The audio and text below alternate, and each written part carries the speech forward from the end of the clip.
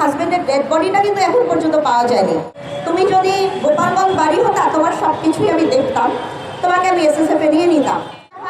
জিয়াউর আমাকে খুব ফলো করো। যে হিন্দি ভাষার কথাটা বলছি এটাকে খুব লাইটলি নেওয়া হচ্ছে।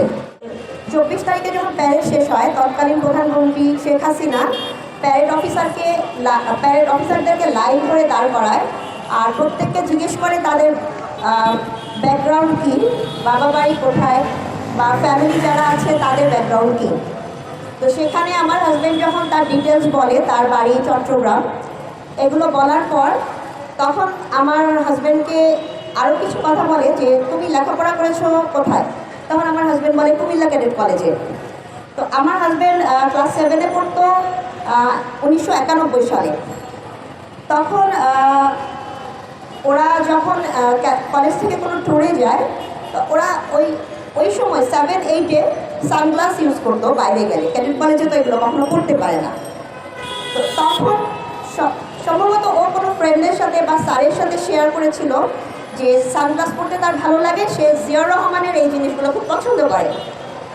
91 সালের বা 92 সালের সেই জিনিসটা নোট করা ছিল বা শেয়ার করার জিনিসটা 2009 সালের প্যারেডে 24 ফেব্রুয়ারি 2009-এ আমার হাজব্যান্ডকে শেখ হাসিনা এই কথাটা তখন বলে যে তুমি মনে হয় জিয়াউর রহমানকে খুব ফলো করো।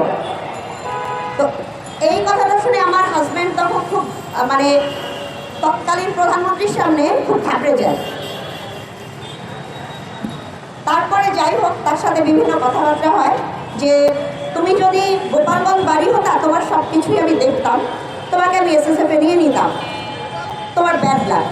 তো মাঝের যে কনভারসেশনগুলো হয় সেই কথাগুলো আসলে খুব একটা শোভনীয় ছিল না। হ্যাঁ, তো এরকম প্রত্যেকটা ফ্যামিলিতে পলিটিক্যাল কেউ আছে কিনা আওয়ামী লীগের সেই জিনিসগুলো উনি এনশিওর করতে থাকেন। যতদিন পর্যন্ত শেখ হাসিনা ছিল দেখা গেছে যে আওয়ামী লীগের লোকরা সব আর্মিতে এসে বসে আছেন। তো শেখ হাসিনাকে কিন্তু আমরা বিদায় করেছি। হ্যাঁ, আমরা বাংলাদেশের মানুষরা মিলে তাকে বিদায় করতে সক্ষম হয়েছি, কিন্তু এখন পর্যন্ত আমরা কিন্তু সুবিচারটা পাচ্ছি না, ঠিক না? তো এই কারণে আপনারা যদি আমাদের সবাইকে সহায়তা না করেন, হ্যাঁ, আমাদের আর্মি অফিসার ভাইরা আমাদের জন্য যেমন আগে আসছেন বা গুম খুন এই সব কিছুর যদি বিচার আমরা না করতে পারি সবাই মিলে, তাহলে তো আমরা কোথাও কোনো কমিশন থেকে বিচার করতে পারবো না, তাই না? সঠিকভাবে তদন্ত হবে না। পিলখানার কি তদন্ত, পিলখানা হত্যার তদন্ত কি ঠিকভাবে হচ্ছে? আমার তো মনে হয় না। আমি যে হিন্দি ভাষার কথাটা বলছি এটাকে খুব লাইটলি নেওয়া হচ্ছে। আমার হাজব্যান্ডের ডেড বডিটা কিন্তু এখন পর্যন্ত পাওয়া যায়নি। এটা আমি এতবার বলার পরেও কেউ কিন্তু আর্মি থেকে কেউ কিন্তু আমাকে সহায়তা করছেন না। তো সহায়তা যদি করতো তাহলে আজকের দিনেও কিন্তু এই জিনিসটা বলা হতো যে ডেড বডিটা নাই।